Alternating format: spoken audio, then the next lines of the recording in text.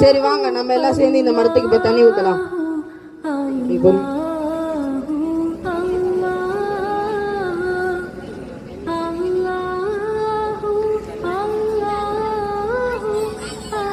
அவ்வளவுதான், இதோட இந்த டிராமா முடிஞ்சிருச்சு. இந்த இந்தியால மட்டும் 76,000 மரங்களை வருஷத்துக்கு வெட்டுறாங்க. இந்த உலகம் முழுசா பார்த்தோம்னா 1500 கோடி மரங்களை ஒரு வருஷத்துக்கு வெட்டுறாங்க. இதனால நம்ம வீட்டுல நம்ம ஆளுக்கு ஒரு மரங்களை வளர்ப்போமா? இன்ஷா அல்லாஹ் நம்ம எல்லாரும் செய்வோம். ஆமீன். மரத்தை காப்போம், உயிரை காப்போம். நபி ஸல்லல்லாஹு அலைஹி வஸல்லம் ஒரு ஹதீஸ் சொல்லியிருக்காங்க. ஒரு முஸ்லீம் ஒரு மரத்தை நட்டு வச்சதுக்கு அப்புறம் அதுல ஒருத்தவங்க யார் யாரெல்லாம் பயன்படுறாங்களோ அது அவங்க மௌத்தானதுக்கு அப்புறமும் அந்த நன்மை அவங்கள வந்து அடையும் அப்படின்னு சொல்லியிருக்காங்க. I am M. Muhammad Amar of class 5. I am studying in Saffron Matriculation School. The farmer is the great friend of our society. The farmer lives very hand and play in life.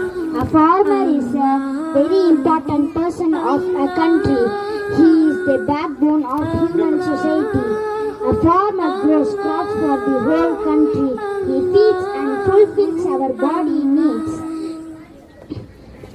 The farmer lives in village. He is very hardworking and dedicated to his work, and he works the whole day in his field with plants and crops. He is always connected with nature. We should always be thankful to him and respect him.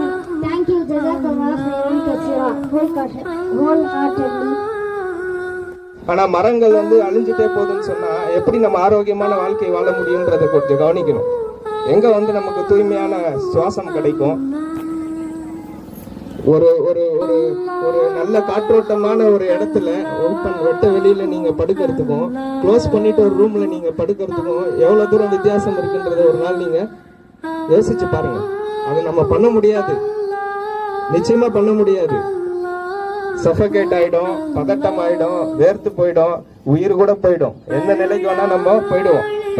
இந்த இயற்கை, இந்த காற்று இதெல்லாமே ஒன்றோடு ஒன்று சார்ந்திருக்கிறது நம்ம பார்க்க முடியுது.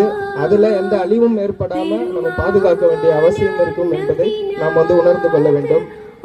இன்னொன்னு இது பாருங்க, இன்னொரு சைக்கிளும் நம்ம பார்க்கணும். மழை, இறைவன் சொன்னால வானத்திலிருந்து அருள்மிக்க நீரை நான் இறக்கினோம். பசங்க படிச்ச அந்த ஆரம்ப வசனம், அருள்மிக்க நீர்.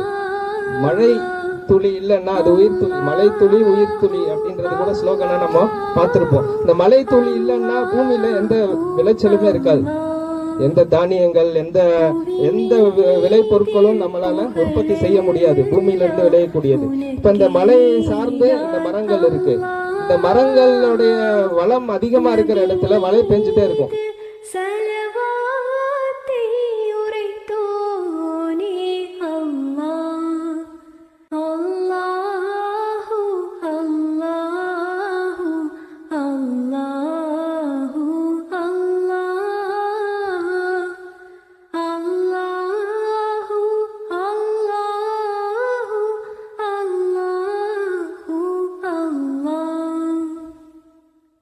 ஜிப்ரீலின் குரல்